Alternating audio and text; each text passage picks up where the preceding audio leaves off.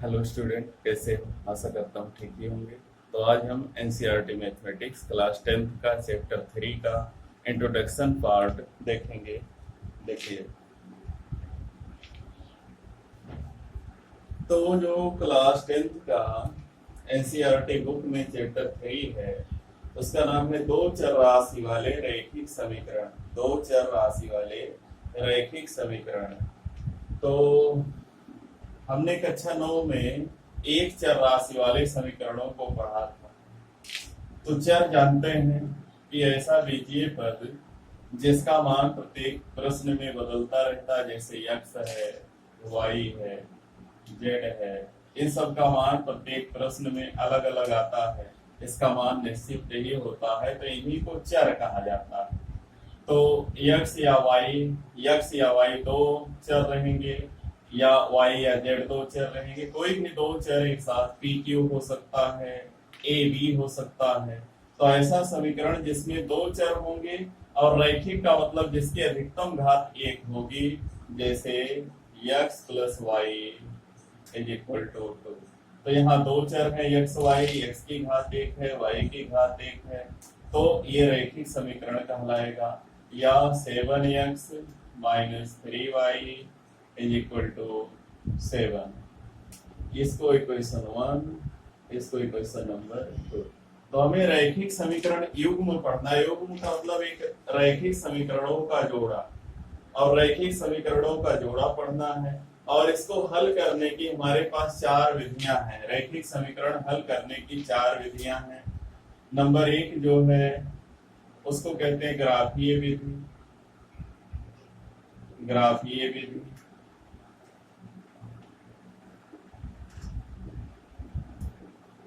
और दूसरी विधि बीजगणितीय विधि है, जिसमें तीन विधियां हैं। देखते हैं तीनों विधियों में। एक है विलोपन विधि,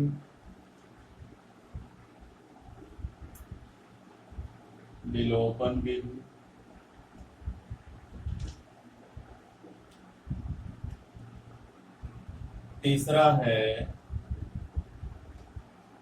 तीसरी विधि है प्रतिस्थापन। प्रतिस्थापन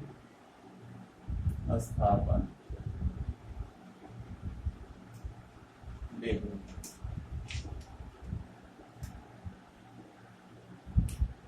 और जो चौथी विधि है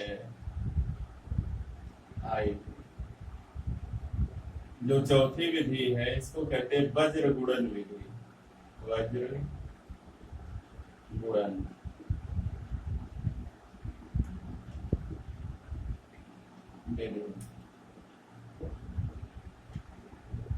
तो हमें इन चार विधियों का अध्ययन करना है। पहला है ग्राफीय विधि, दूसरा है विलोपन विधि, तीसरा प्रतिस्थापन विधि और चौथा वज्र गुणन विधि। इन चार विधियों का अध्ययन है। सबसे पहले तो हमने ग्राफ खींचना क्लास 9 में सीखा था कि कोई भी रैखिक समीकरण हो, इसमें एक बार y का मान 0 रख के x निकाल लें, एक बार x का मान 0 रख के y निकाल लें। दो निर्देशांक मिल जाते हैं, उन दोनों निर्देशांकों को मिला दें तो हमारा जो है रैखिक समीकरण का ग्राफ बन जाता है। ऐसे ही यहाँ दो है तो इसका भी ग्राफ बनाएंगे, इसका भी ग्राफ बनाएंगे। और अगर दोनों रैखिक समीकरण हैं तो जब हम ग्राफ खींचेंगे x y, ये मूल बिंदु, ये इधर y डैश होगा, इधर x डैश होगा। तो जब भी हम ग्राफ बनाएंगे इसका, तो मान लो पहली रेखा को हमने क्या किया कि यहाँ पर 0 2 0 आ गया, 2 0, और इस पर आ गया 0 3 0 3। हमने इसका क्या किया, ग्राफ खींचा। हमने इसका ग्राफ खींच लिया इस तरीके से। दोनों तरफ चाहे जितना बढ़ सकता है। और हमको एक और दिया है जिसमें एक आ जाए 3 0, y का मान 0 रखने पर x3 आ जाए और x का मान 0 रखने पर y2 आ जाए, 0 2। तो इसको हम मिला दें, इसको मिला के इधर बढ़ा दें। तो इस तरीके से हम जो है दोनों रेखाओं का, दोनों समीकरणों का ग्राफ खींच सकते हैं। तो दोनों ग्राफ जहां एक दूसरे को काट देते हैं दोनों ग्राफ जहां एक दूसरे को काट देते हैं, मान लीजिए ये दोनों एक दूसरे को जो है 1 1 पर काट दिए, तो इसका x बराबर 1 y बराबर 1 दोनों का मान 1, यानी इसका हल जो है x बराबर 1 y बराबर 1 ऐसा मिल जाएगा। एकदम निश्चित हमने नहीं बताया कैसे ये होगा, लेकिन बिल्कुल इस तरीके से 1 1 जिसके सीध में काट रहा है वो आ सकता है, या 1.5 या 3/2 ऐसा भी कुछ आ सकता है। तो यहाँ जो निर्देशांक मिलेगा वही x और y के मान होंगे। अब इसमें ग्राफीय विधि में 3 बातों का ध्यान देना है। अगर दो रेखाओं का जो ग्राफ है वो एक दूसरे को काटता है तो उसका एक अद्वितीय हल होगा। अद्वितीय का मतलब उसका कोई द्वितीय हल नहीं होगा, एक ही हल होगा। अगर ग्राफ ऐसे दोनों रेखाओं के ग्राफ एक दूसरे को काटते हैं तो ये है अद्वितीय हल या केवल एक ही हल, अद्वितीय हल। अगर दो रेखाएं हो दोनों ऐसे एक दूसरे के समांतर हो तो इसका कोई हल नहीं होता है, कोई हल नहीं, समांतर रेखाओं का कोई हल नहीं होता है। अगर दो रेखाएं हो, एक रेखा खींचो और दूसरी रेखा बिल्कुल इसी रेखा के ऊपर ही ऐसे आ जाए, बिल्कुल इसी के ऊपर से होकर चली जाए, तो हम कहेंगे इसके अनंत हल हैं, दोनों रेखाओं के अनंत हल, अनंत हल। तो ग्राफ से हम इन 3 बातों का पता लगा सकते हैं। अगर हमने दो रैखिक समीकरणों को हल करके ग्राफ खींचा और ग्राफ एक दूसरे को एक बिंदु पर काट दिया तो इसका हल अद्वितीय होता है, अर्थात केवल एक ही हल होता है। और हमने रेखाएं खींचा और दोनों रेखाएं बिल्कुल समांतर निकल गई तो इनका कोई हल नहीं होता है। अगर दोनों रेखाएं दूसरे के ऊपर से होकर निकल गई, एक रेखा खींचा अगली रेखा भी बिल्कुल उसी के ऊपर आ गई, तो इसके अनंत हल होते हैं, बहुत से हल होते हैं। ये होगी हमारी ग्राफीय विधि जिसका अध्ययन हम अभ्यास में करेंगे। अब देखते हैं दूसरी जो विधि हमने लिखा है विलोपन विधि। अब बात करते हैं विलोपन विधि की। क्या है विलोपन विधि? मान लीजिए ऐसे दिया x + y = 2 और x - y = 1 ऐसे दिया, ठीक। इसको इक्वेशन 2 डाल दे। हमने क्लास 8th में, 9th में नहीं पढ़ा लेकिन 8th में पढ़ा है कि जब ऐसे मिल जाए इसमें x या y किसी के गुणांक बराबर हो, यहाँ हमने देखा y का गुणांक 1 है, यहाँ भी 1 है और यहाँ प्लस है माइनस है, जोड़ने पर दोनों कट जाएगा तो हम तुरंत यहाँ लिखते हैं जोड़ने पर, जोड़ने पर। और इसको जोड़ते हैं तो +y - y कट जाता है, x हो जाता है 2x और 2 1 हो जाता है 3, x बराबर आ जाता है 3/2। फिर x का मान समीकरण 1 या 2 में रखने पर,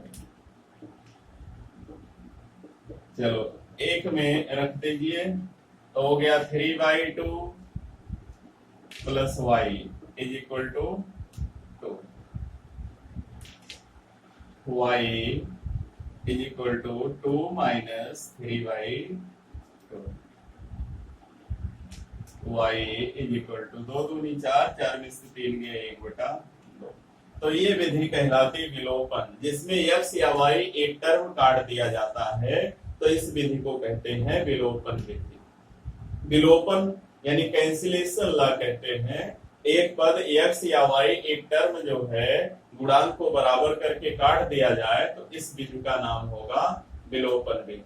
अब देखते हैं तीसरी जो विधि हमने लिखा प्रतिस्थापन विधि। तो प्रतिस्थापन विधि क्या है?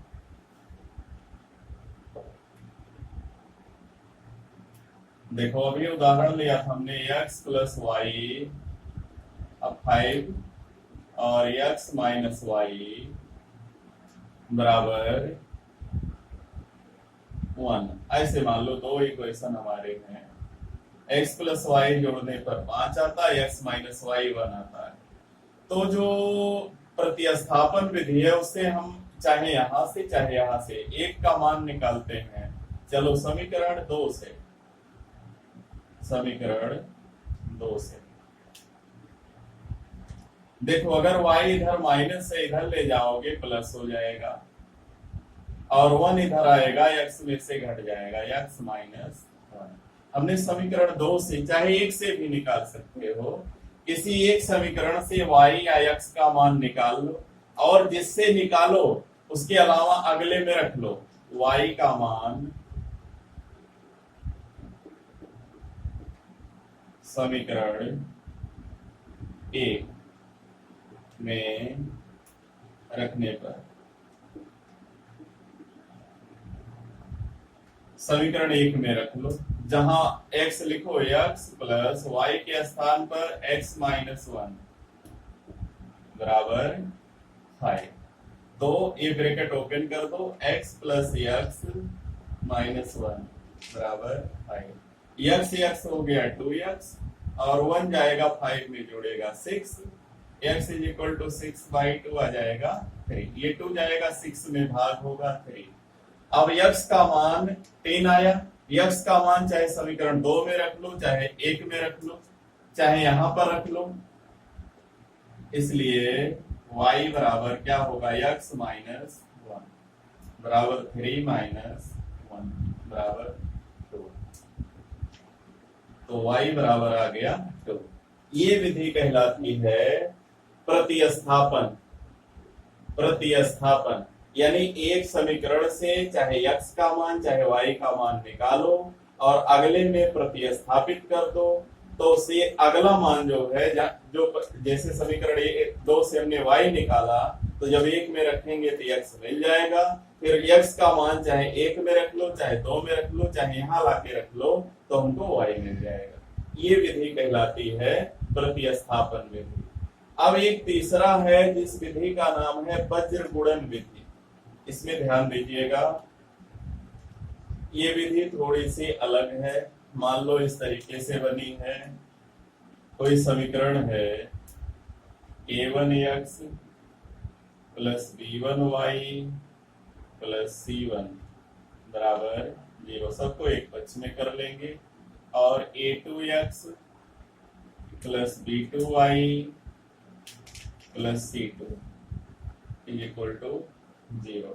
ये हमारा इक्वेशन 1 है, ये इक्वेशन 2 है। और हम जानते हैं कि a1 b1 c1 जैसे 2x प्लस 3y प्लस 4 बराबर 0 ऐसा कह सकते हैं।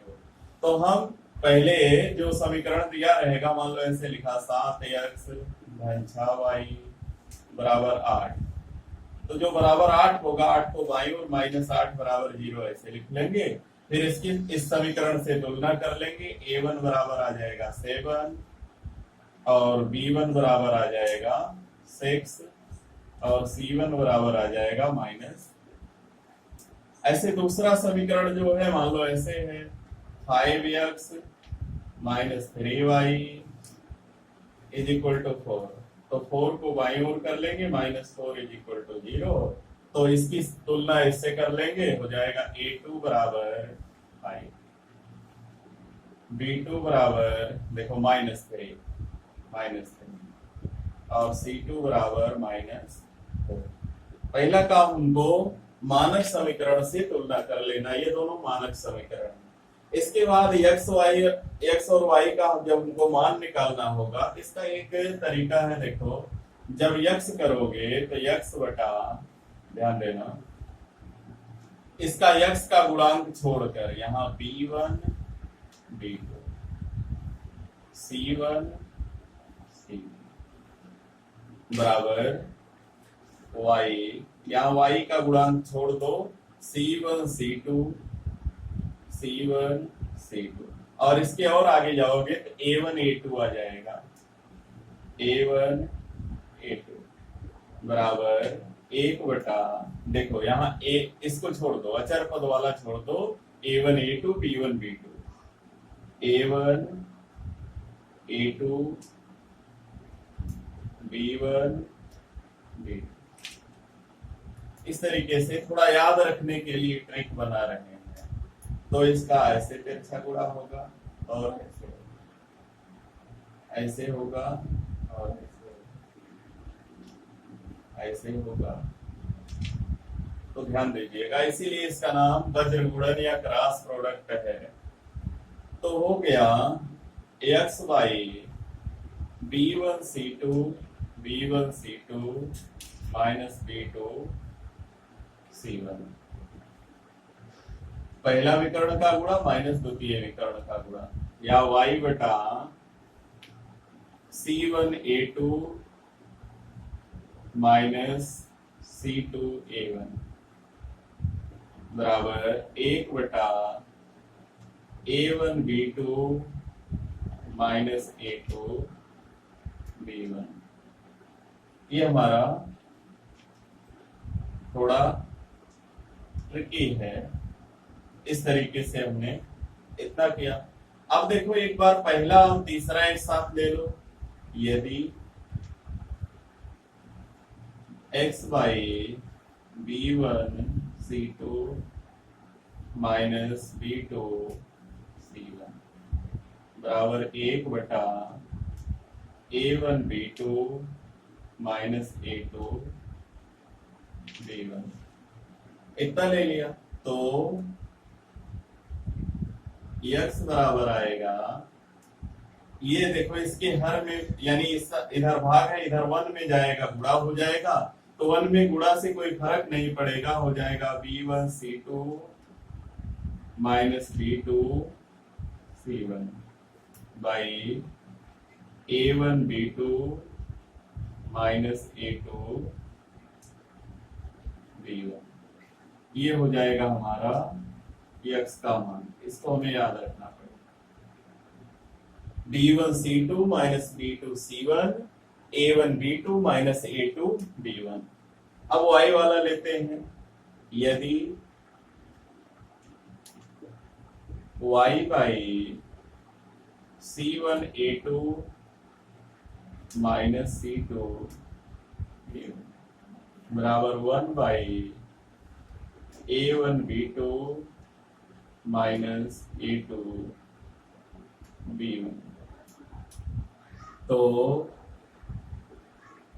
y इज इक्वल टू हो जाएगा C1A2 minus C2A1 by A1B2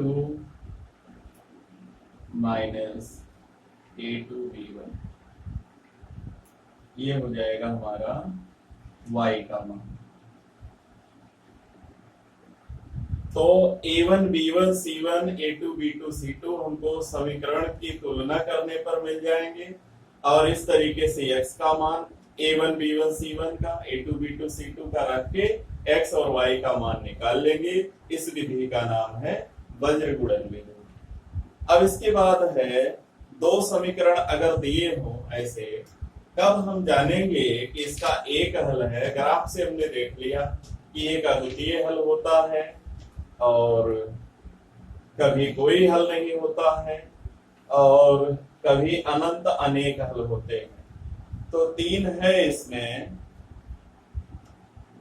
तीन है, और देखते हैं तीनों क्या है।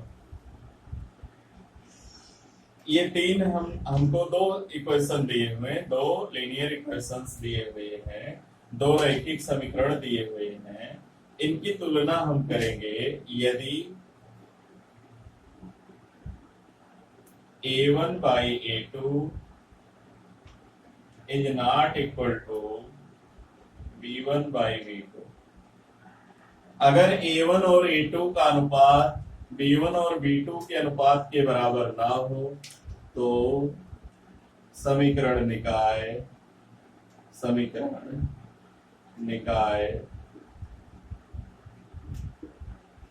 संगत है।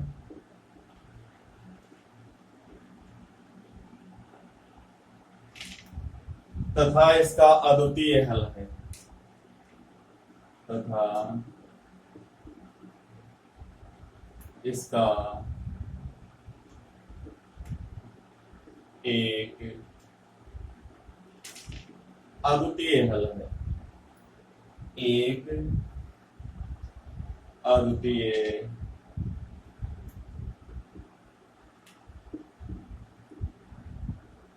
हल है।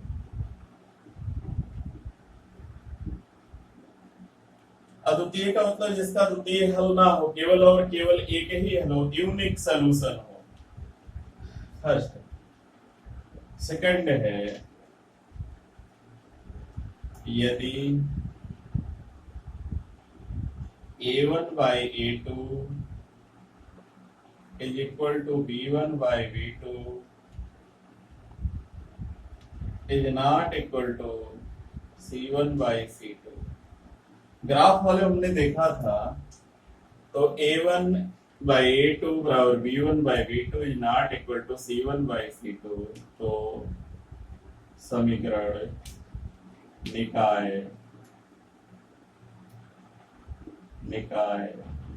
असंगत है, असंगत है।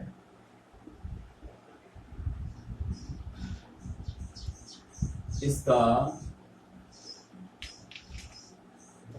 कोई हल नहीं है, कोई हल नहीं।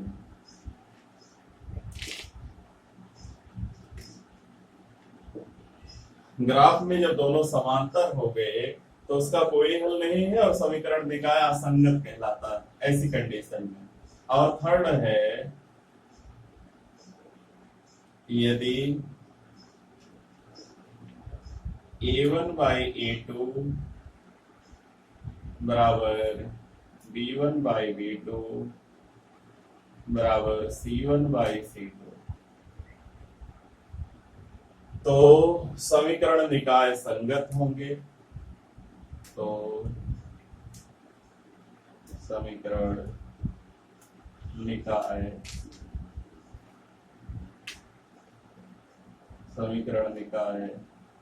संगत है।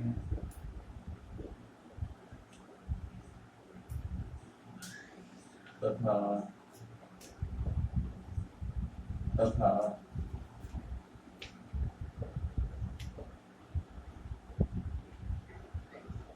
इसके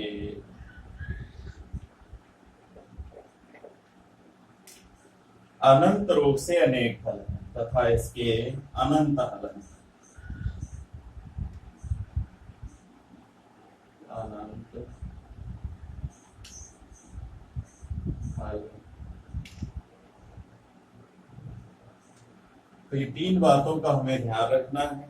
अगर a1 by a2 is not equal to b1 by b2, तो इस स्थिति में समीकरण निकाय संगत होगा और इसका केवल एक हल होगा।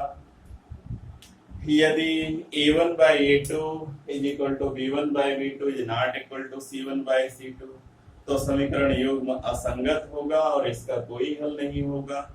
यदि a1 by a2 is equal to b1 by b2 is equal to c1 by c2, तो समीकरण निकाय संगत होगा और इसके अनंत रूप से अनेक हल होंगे। तो बस इस वीडियो में इतना ही। हम एक्सरसाइज का सलूशन जो है अगले वीडियो में देंगे। तब तक अगर हमारा वीडियो पसंद आएगा तो हमारे चैनल को सब्सक्राइब कीजिएगा, वीडियो को लाइक और शेयर जरूर कीजिएगा, तथा सरकार द्वारा निर्धारित लॉकडाउन नियमों का पालन करते रहिएगा। धन्यवाद।